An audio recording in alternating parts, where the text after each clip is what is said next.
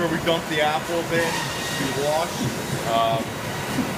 They're apples that have already been graded off, so they're number 2s, defects, no drops.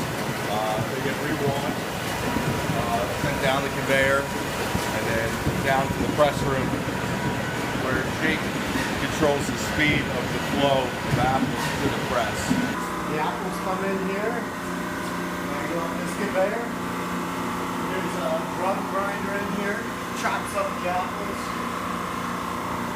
in pulp, which goes into these cheese qualifiers, and you just build one up here and slide it over and press it. Not much to it, nothing added, just apples. No, there's no potassium sorbate, there's no reserve, there's nothing, no preservatives. It's not pasteurized.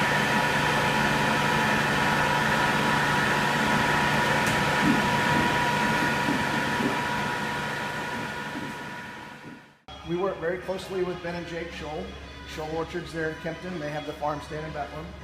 And what we do is we take, they're called IBC totes, or just plastic totes. These are about 275 gallons or so a piece. So we have 4 of them that are just simply for apple cider.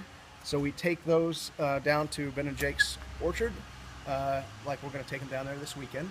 And then what they'll do is press all their apple cider into these totes for us.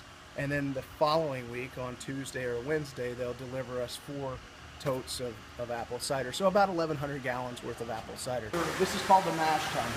So this is the very first kind of place that we start. So the only thing we're adding is yeast. We leave the cider at about room temperature, somewhere around 70 degrees.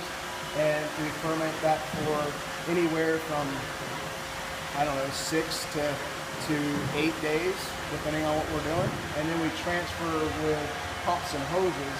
We transfer from the mash tun down to the fermenters. They sit in these fermenters for anywhere from 6 to 8 days or so. And the fermenters, the only thing we're doing there is just trying to control temperature.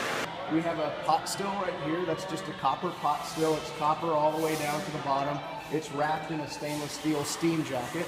So we use low pressure steam to cook and distill with the product that we're distilling. We pump that fermented apple cider, so it's hard apple cider at that point.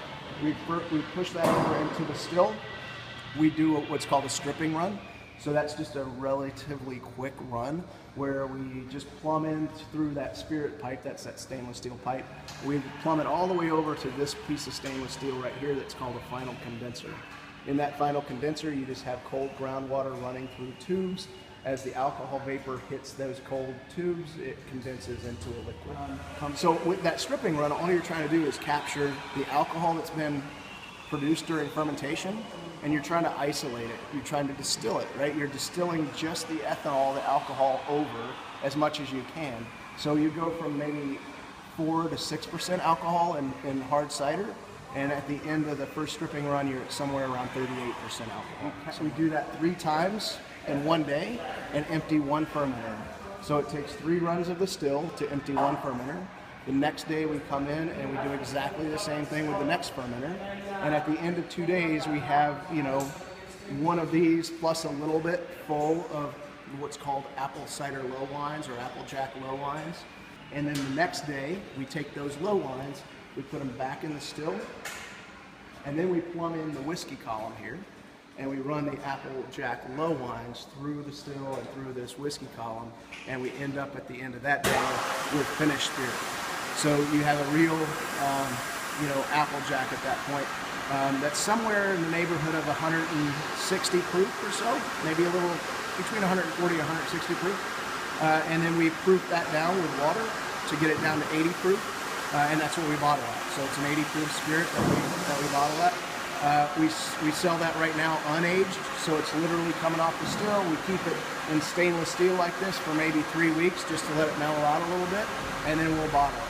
The other thing we're doing with Applejack, which I'm more excited about, is barrel aging it. So we're taking used bourbon barrels, we're putting the Applejack into the used bourbon barrels, and we're letting that sit for a while.